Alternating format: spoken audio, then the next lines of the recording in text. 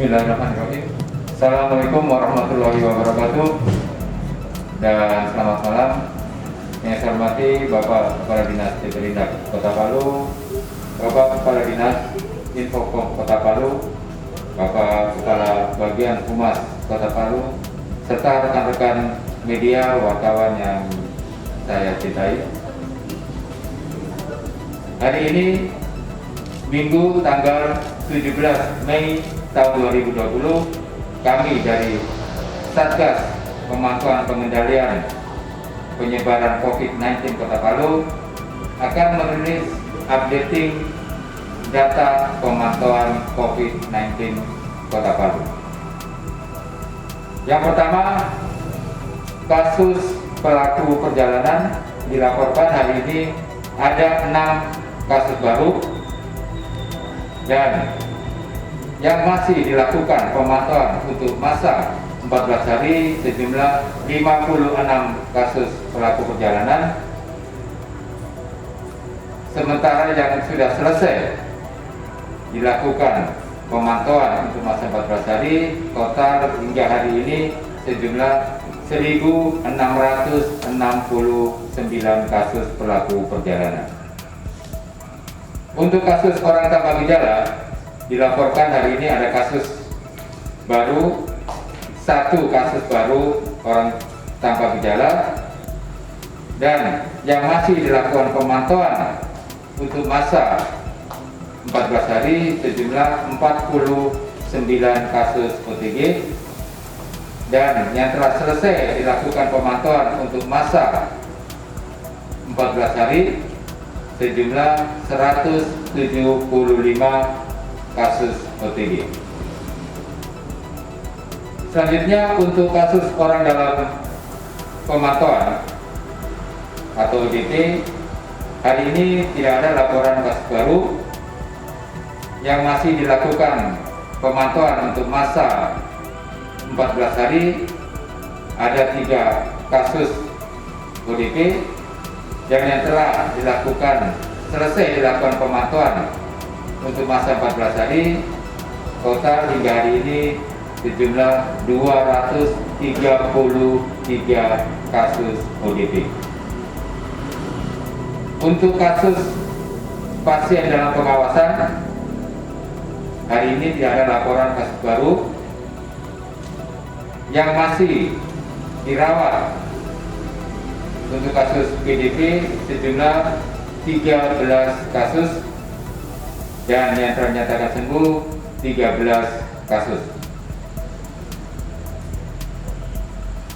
Untuk kasus terkonfirmasi positif COVID-19 Kota Palu, dilaporkan hari ini tidak ada kasus baru, tapi dilaporkan pada hari ini dilaporkan 1 kasus terkonfirmasi positif atas nama Nona C yang dirawat di Rumah Sakit Madani telah dinyatakan sembuh dan diperbolehkan pulang. Sekali lagi, kasus terkonfirmasi positif 19 atas nama Nona C yang dirawat di Rumah Sakit Madani pada hari ini telah dinyatakan sembuh dan diperbolehkan pulang. Untuk rinciannya, kasus terkonfirmasi positif 19 untuk Kota Palu yang masih dirawat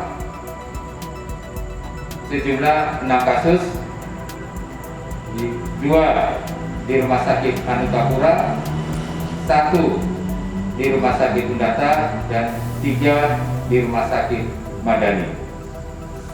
Yang dinyatakan sembuh untuk Kota Palu sudah 9, dan yang dinyatakan meninggal untuk Kota Palu 3.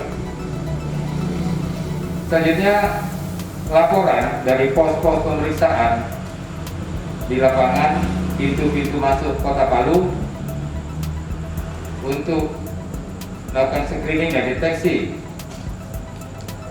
Yang pertama, pos pemeriksaan Taweli dilaporkan pada hari ini ada 59 pelaku perjalanan hasil screening, Di pos pantauan perbatasan Wani dilaporkan hari ini ada 28 kasus pelaku perjalanan hasil screening, dan di pos Watu Sampu pada hari ini dilaporkan ada 461 pelaku perjalanan hasil screening. Untuk informasi pondok perawatan, pada hari ini di pondok perawatan OTP dan ODP Asrama Haji masih ada 17 saudara-saudara kita yang dirawat untuk masa pemantauan sampai 14 hari. Dan kita akan melakukan tes rapid kembali untuk kedua kalinya, dan jika pada selesai masa pemantauan dan hasil rapid negatif, maka saudara kita bisa diperbolehkan untuk kembali ke keluarganya. Demikian informasi updating pemantauan COVID-19 Kota Palu. Selanjutnya ada informasi tambahan dari Bapak Kepala Dinas Veteriner. Kembali saya sampaikan ketersediaan barang untuk kemarin yang masuk ke Kota Palu untuk beras sebanyak 138 ton.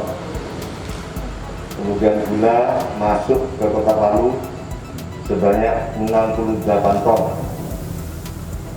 Sementara untuk minyak goreng masuk sekitar 7 ton ya. Daging sapi 4 ton, ikan itu 7 ton, sayur mayur 7 ton. Jadi masih cukup. Sementara harga jual untuk beras masih tetap berkisar antara 9 sampai dengan 11.000. Kemudian untuk gula untuk pengecer yang gula dari Makassar atau BPN itu di tingkat pengecer harganya 15.000, tapi dari distributor ke agen itu 12.500. Kalaupun ada saat ini yang harga 17 sampai 18 di beberapa pasar, itu adalah gula-gula yang berasal dari Gorontalo karena memang harga pabriknya lebih tinggi. Kemudian terkait dengan ketersediaan gas LPG, saat ini ada satu perusahaan yang tersedia distributor yang sebutkan sekitar 1.680 tabung. Kemudian barang masuk dari beberapa daerah pelabuhan, khususnya Taipa dengan Pantuluan, rata-rata adalah barang masuk yang dari pelabuhan semen, kemudian barang-barang yang kaitannya dengan bahan-bahan bangunan termasuk spare part mobil dan motor. Yang untuk dari bandara rata-rata APD, tapi APD itu sudah pesanan daripada orang-orang. Saya kira itu penyampaian yang dapat saya sampaikan pada malam hari ini. Lebih kurangnya mohon maaf. Wassalamualaikum warahmatullahi wabarakatuh. Ada beberapa warga yang menghubungi kami di nomor posko induk Satgas COVID Kota Palu yang menyampaikan keluhan bahwa ada warga yang tiba dari Makassar langsung berinteraksi dengan masyarakat di sekitar tempat tinggalnya. Keresahan ini mungkin wajar karena pastinya dari daerah terpapar COVID-19 yaitu di Makassar. Dan ini juga berlaku kepada daerah-daerah lain selain Kota Makassar. Baiknya warga tersebut kiranya melaporkan diri ke RT, minimal ke RT setempat tempat tinggalnya, karena pastinya apabila ada warga yang dikategorikan sebagai pelaku perjalanan pasti sudah melewati beberapa pemeriksaan, termasuk pos pemeriksaan kesehatan di pintu masuk di wilayah Kota Palu, dan pastinya membawa surat keterangan bebas COVID-19 dari daerah asal.